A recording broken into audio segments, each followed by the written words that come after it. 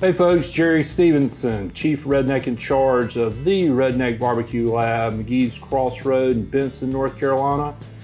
We're here today in the RBL studios to show you guys how to make a pastrami at home just like we do at the lab. Before we jump into this video and explain some of all this, what's going on, I would love for you to like this video. I'd love for you to subscribe to this YouTube channel as well as Facebook, Instagram, and all our other social media outlets. Click on that bell. Make sure you're notified when these videos are dropped as soon as they come out. And share this with your friends, please. We're trying to spread this gospel of barbecue right through YouTube and all our media channels, kind of show you guys what we do. I know your friends may be interested in what we do as well. And above always, please leave your comments and suggestions as to what you thought about this video, as well as what future video topics you would like to see right here below in the bottom. So let's hop into it. Pastrami, North Carolina. What does that got to do with anything? Well, that's what I said. Opened up a barbecue restaurant here 3 years ago in North Carolina, and we were kind of showcasing what we had found. They said we wouldn't survive because we weren't whole hog. They said we wouldn't survive because we weren't French fries. They said we wouldn't survive because we were hush puppies. We're not microwave, we're not steamer.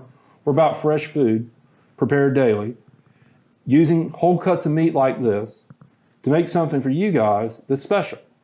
And when we started the Redneck BBQ Lab, our goal was to try to not just do North Carolina barbecue, what we grew up on, what we enjoy, but bring some of the other stuff in that we have found on the road, the beef ribs, the burn-ins, the brisket, you know, just all this other stuff, the competition style barbecue that people see on TV, but the only way they can eat it is if they're certified judges at some of these barbecue events. So we had an open mind going into this, and it's been a great process.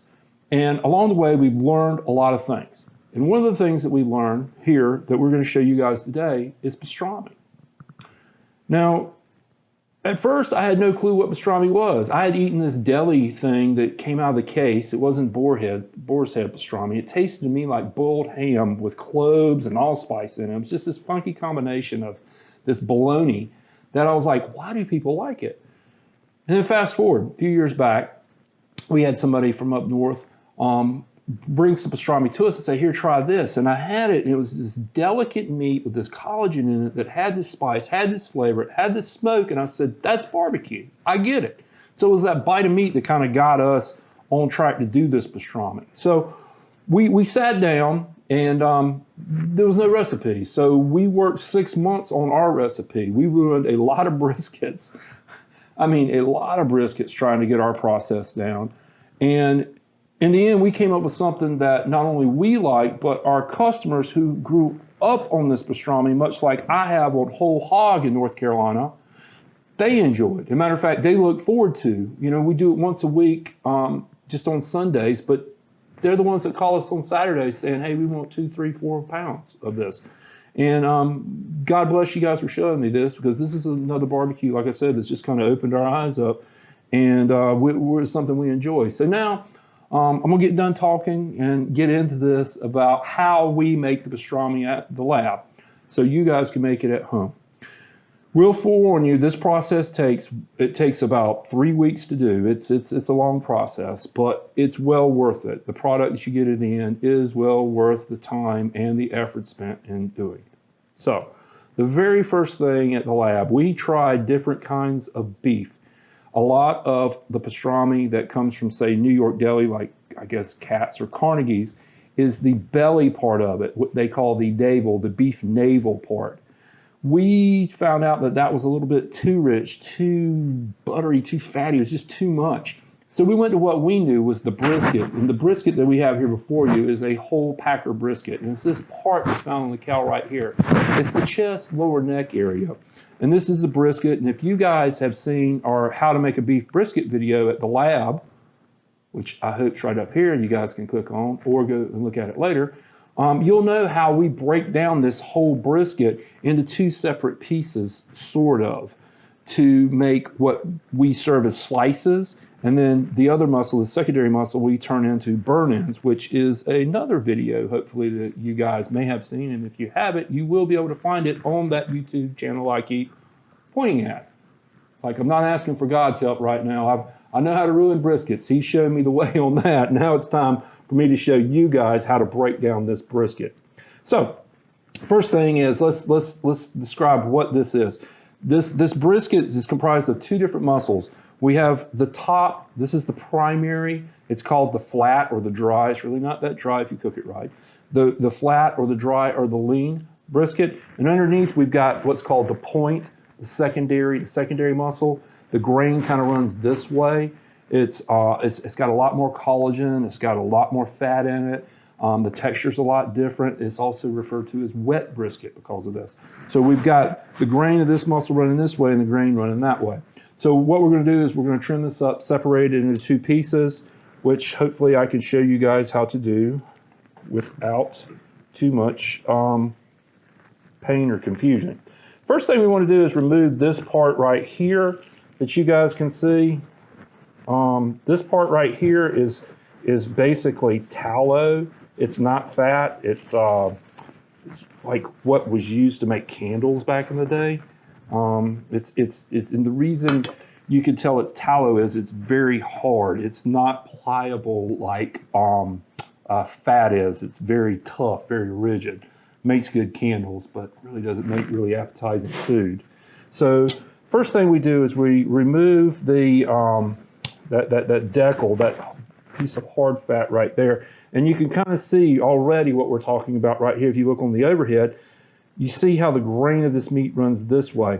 And you can kind of see the grain of this meat runs this way. It's very important when you go to slice these briskets or this pastrami, the grain runs this way. You want to slice back this way, whereas this muscle that's underneath, you want to slice back this way. Hopefully that makes sense. If it doesn't, later on in the video, you'll understand later why it does. First thing I want to do now, or now that I've removed this decal, the second thing I want to do is I want to separate these two pieces of meat. Like I said, this is just a little bit too fatty. It's just has too much collagen in it. It just doesn't have the right texture for the pastrami that I like, and we use this primary muscle. So we're going to separate the two.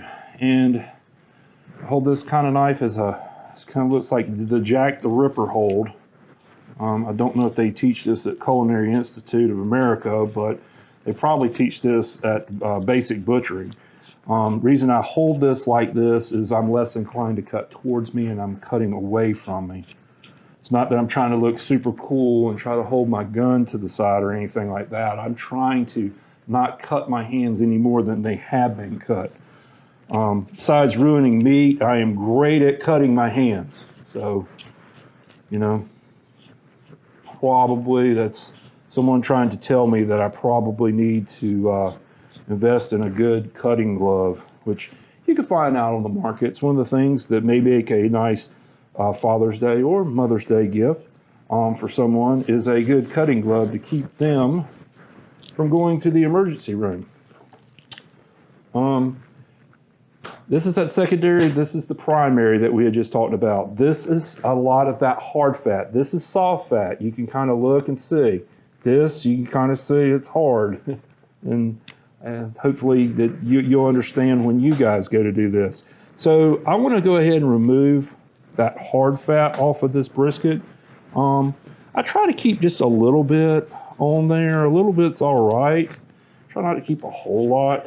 A lot of people are like, oh, you're cutting away the best part. Well, yes and no. You know, fat does not penetrate into meat. That's one of the biggest misnomers you'll hear in barbecue. It's like, oh, I'm going to cook this brisket fat side up because the fat goes through the meat. It doesn't. It just goes off the side. What it does is the cookers, the folks in Texas that have got these big offset, these great big round looking, look like propane tank cookers. The heat across this is just this massive influx of energy, kinetic energy, just running across this meat, and it's really abrasive. And it's good because it keeps the meat dry, but you'd rather this part take the abrasion versus this part on the bottom, the part that you eat getting ruined or possibly made into creosote. So, yeah. It's a little science for you. Trim up just a little bit more of this. Do some of that off of it. We're pretty much ready to go with that. So now that I've got this removed, I'm just going to set this aside. This will be made into something later. Burn-ins, if you guys have seen the video. Now that I've got this point and flat separated, do a little bit more trimming on this. If you've seen the brisket video a lot of times, I leave the this shiny stuff on here. It's elastin, also called silver skin. I leave it on a lot of the briskets, and the reason is it helps keep the meat together. It's something that's not digestible or anything like that, but it's not like the elastin that's on the back of, say, ribs. It's not as thick. It's still chewy, but you don't really notice it on a brisket. So just remember that. That's one of the things that I do like to leave on there. Whereas on the pastrami, I don't. And the reason being is that the pastramis we typically cook at a lower temperature. They're a lot slower. Usually our briskets will take anywhere from 15 to 18 hours. The pastramis may take up to 20 hours sometimes to finish. It depends on the size of the pastrami flat we're using. This thing right here, the flat. It's a good question that someone probably just said, well, what size do you normally use, Jerry, of Packer briskets? You know, hey, it's a great question. Well, I like, for a brisket, I like what is called a heavier brisket. It's one that weighs somewhere between 15 to 20 something pounds. The bigger the better for me. It's brisket's one of those things that I like cooking at home low and slow, and in the restaurant low and slow. But in competition, I cook hot and fast. It's which will be an upcoming video. I'll show you guys how I cook a brisket. A brisket can be cooked two ways. Brisket, imagine this. This is either a moped or a Formula One racer. It can go either way. In the middle, it's not so good, you know. It being I'm sitting here, I'm probably going to get in trouble for saying something like this, like a Chevy Nova or something like that. I mean, I don't know, minivan, you know, Chrysler minivan or something. So I'm just going to take a little bit of time. I'm filling it in with some of my hopefully useful knowledge, not nonsense. It's the biggest thing on the internet that you get with a lot of videos is you have to take a lot of these videos that you see, or instructional how-tos, or what people tell you. You have to take them with a grain of salt. You need to know the background on some of these folks. I always say the reason that I am a professional, it's not because I got a degree that makes me a professional. It's not the fact that I got a really shiny shirt or I won a backyard competition that someone had, and I'm a professional. The reason that I consider myself a professional is that I have ruined more meat than most people have ever attempted to cook. And that's the gosh darn truth when it comes to that. So, all right. So I made kind of a fast trim on this. Not the prettiest trim in the world. I've done a lot better. I've done a lot worse. Last thing that I want to do prior to getting this brisket ready to be put into a brine is I like to, butchers do this, and there's this thing called a bone saw, where literally it's just the remnants of trimmings, bone trimmings that have attached to meat, and they've got this really cool thing that they go up and down with meat with. But I like to do this because it kind of prepares my surface for the brine, and it gets off any residue that I'll show you guys in a second. Any meat residue or little pieces that are kind of hanging out. And it kind of helps, as you can see, this right here, it helps that brine kind of penetrate by removing that upper half. So that's kind of a pro tip for you guys. Before you get ready to brine your brisket, or before you get ready to season your brisket to put it onto a grill, take that knife, 90-degree angle, perpendicular to the meat, go with the grain, trim it up. You'd be surprised what you pull off of there. And don't do what I just did because you could easily cut your hand. So be careful. All right, folks. Well, there you have it. That is a beef brisket right there that we are going to put into a brine here shortly. Put it into the refrigerator for about 2 weeks. Bring it out. We're going to season it. We're throwing it on the smoker. But you know what? Let's get that brine mixture ready here for you.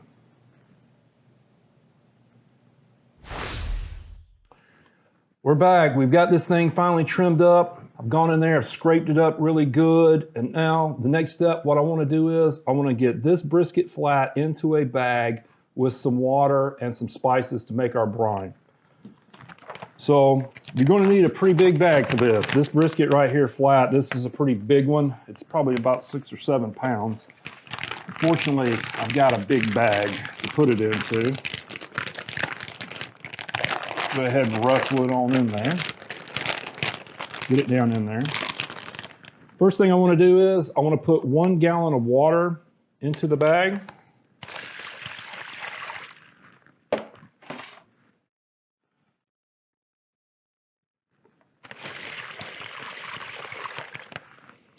Try my best not to put the water into the pan. It's one of the little things I always do. I always worry about this bag popping, so I always do this in a pan. Maybe something you may want to do, especially if you're with your significant other doing this and you drop it on their floor. They might not like it in their kitchen. Next thing you want to put into this 1 gallon of water is 1 cup of pickling spice. Here at the lab, my recipe, we've got about 17 or 18 different items in here. Basically, the pickling spice that we use to make our pastrami with is, imagine if you went into your mother's cupboard and you went in there and you pulled everything out besides like oregano and basil and, you know, the sprinkles she may put on cupcakes for you. Not saying my mom put sprinkles on my cupcakes, but you know what I mean. So there's like 17 different things in ours. You folks at home, there's a lot of different commercial products out there for use. They're very, very similar. This is just mine. That's one of the things at the lab. We like making our own. So 1 cup of pickling spice into the bag. We go ahead and start to seal it. When we get it about 3/4 of the way sealed, what I like to do is try to get as much air out as possible.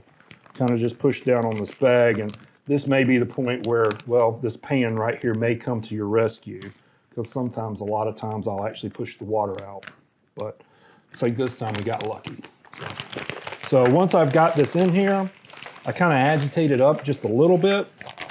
I like to take the bag and tuck it under to kind of give it more space. And well, there we go. That is a soon-to-be brined brisket. After a 2-week nap that it will take in a refrigerator, in the bottom of the refrigerator, this brisket will transform into the next part, which will be a corned beef. So, off to the refrigerator. Well, just like that, it's been 2 weeks. Our brisket that we had trimmed and put into the brine solution has now emerged from its cocoon, almost that butterfly. It's kind of right in the middle. You can see the head sticking out of the cocoon. And it's now become corned beef. The corned beef is basically, you could, not only can you smell kind of the brine that's on it, we washed it off, but you can feel the texture of this meat. The brisket before felt like a piece of liver. It was really limp and just kind of floppy, whereas this is very firm, and you can feel there's definitely a texture besides a color change to this brisket. You can definitely tell that something's occurred there. So the next step in this process of taking this corned beef and making it in pastrami is we need to put a rub on it and then put it into a smoker. That's the difference between corned beef and pastrami. At this point right here, we could bake it or boil it and throw it in some cabbage and, man, have a wonderful meal. But like I said, we're going to take it one step further and turn it into a butterfly. Take this piece of beef that became corned beef to make it into pastrami. So first thing I like to do is I like to go and put a slather on the meat. Basically, a slather is something that helps the rub adhere to the meat in the smoker. A lot of times water's coming out and the rub wants to fall off because of the water or the fat. And this kind of helps it stick to the meat, helps form that bark, that pellicle crust that helps keep the moisture in, but also gives there an additional layer of flavor on the outside. So we're going to go ahead and slather this pastrami up using, oh, you don't know what this is? This slather we use? This might be a good time to go back and look at that brisket video that we did on our YouTube channel over there. You can see it right here. In there, we basically talk about the same thing. And our brisket needs something to kind of help it along too. And we use this, which you'll find out in there, to hold it. So I'll go ahead and I'll put some of it on there. The slather, that is. You can use mustard. Some people use some oil. We use this, and this is what you'll find out in our beef brisket video. Once we've got a good coat on there, we begin to kind of move it around the meat. And like I said, this is really sticky. It's sweet. It's in the South. We put it on biscuits, and I like it on beef. So we go ahead and we begin putting on our pastrami rub. Our pastrami rub is made out of our beef rub that we use on our brisket. But with one addition, one of the additions I put is I've got about a half a cup right here of our beef rub. And to that, I put in probably about a teaspoon, maybe a small tablespoon.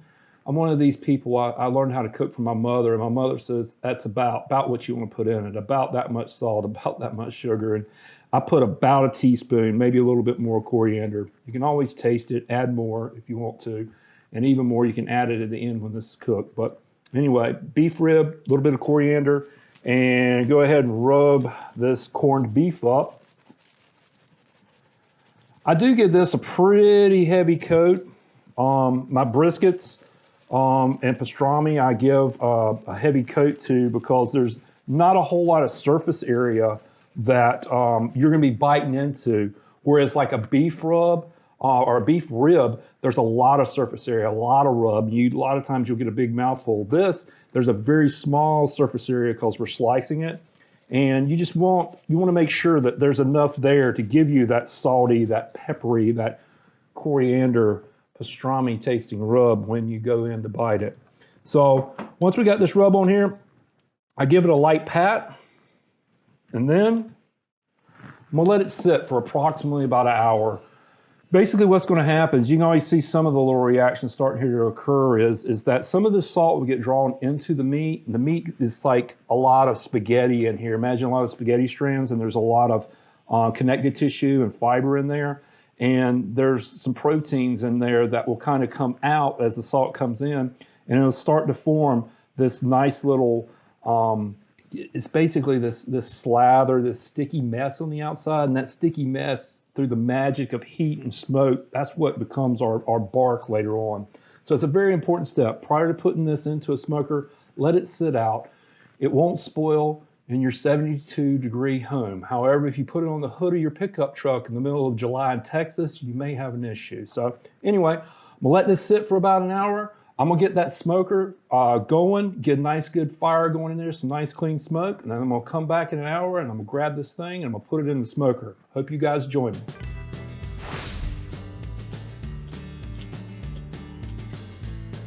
All right, we've got our pastrami already seasoned, ready to go into the smoker now. You can see it's kind of tacking up, and you can kind of see where you're getting this, looks like it's starting to sweat, what I call it, a little bit. So that means that she's ready to go inside and get a little smoke now. So let's go ahead and put her into our smoker. The smoker's about 225 degrees. That's what we want to smoke this pastrami at.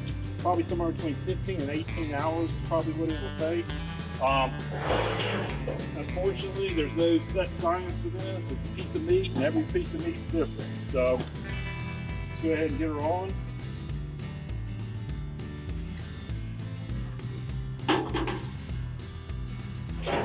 Get her in there.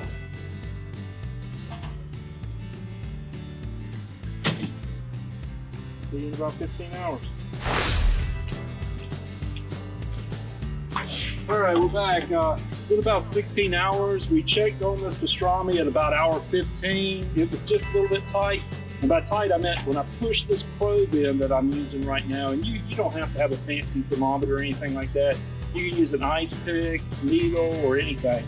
But when I went to push this probe in, it had a little bit of resistance, so I had to push it in. And then when I went to pull it out, it actually lifted up the piece. So I knew right then and there it wasn't done. So what I am looking for is, I want this probe to go in very, very gently, like butter. But when it comes back out, I want it to have a little bit of suction, just a little bit when it comes out really easy. So let's see what we've got.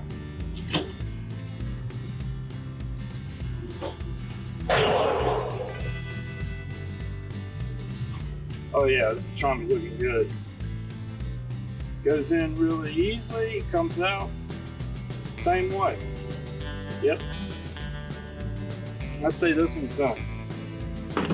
So here's the next hard part is, I'm gonna remove this out of the smoker, put it into a pan. I'll take it indoors and I'm gonna let it rest for about 1 hour. I'm just gonna leave it covered with a piece of aluminum foil, let it rest. Resting will help this piece of meat stay more juicy because of the energy that's inside it right now. There's a lot of energy and it's kind of expanded. And as it cools down, it'll contract, and it's a good thing because if we cut it right now, there's a lot of juice can be left on the table or not in our mouth. So let's go ahead and take it inside, and an hour later, let's see if we got it. Well, pastrami's been resting for about an hour. It's cooled down, so it's probably ready to slice. Hope it's ready to slice. It's one of the things, like I said, when we first started doing this, I was like, what in the world are we doing here at the lab?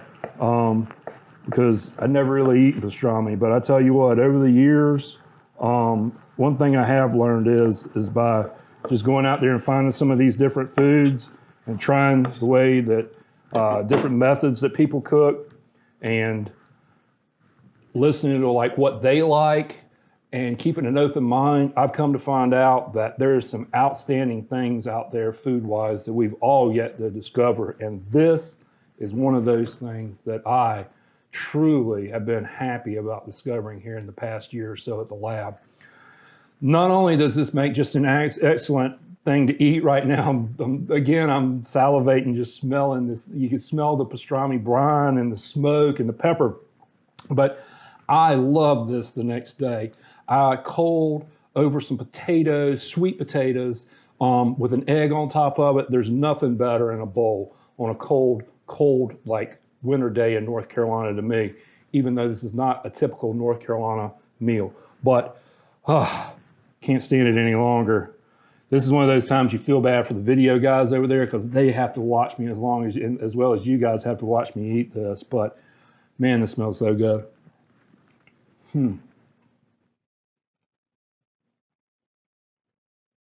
It's tender. You can see just how moist it is from letting it rest. The flavor is just outstanding. It is a product of all those spices all together, sitting in that brine for 2 weeks, going into that smoker with a really nice fire in there, nice clean burning fire, and sitting in there. This one actually went about 17 hours, I believe, and then resting for that 1 hour time period. That right there, to me, is pastrami. So anyway, folks, I'm Jerry Stevenson, the Redneck BBQ Lab, Geese Crossroad, North Carolina. And this is one of the things that we do at the lab that we would like for you guys to see doing at home. Please like this video. Please share it with your friends. Please subscribe to our channels. And we'll keep putting out more and more stuff as long as you guys keep watching. Most importantly, please let us know suggestions and comments as to what you thought about this video or what you'd like to see in the future. So, I'm Jerry Stevenson here at the RBL Studios with my friend Mike Baker, event webcasting. I'm eating pastrami. Be kind to one another, smile, pass all that around. Let's start a revolution with it. Till next time, folks, see y'all.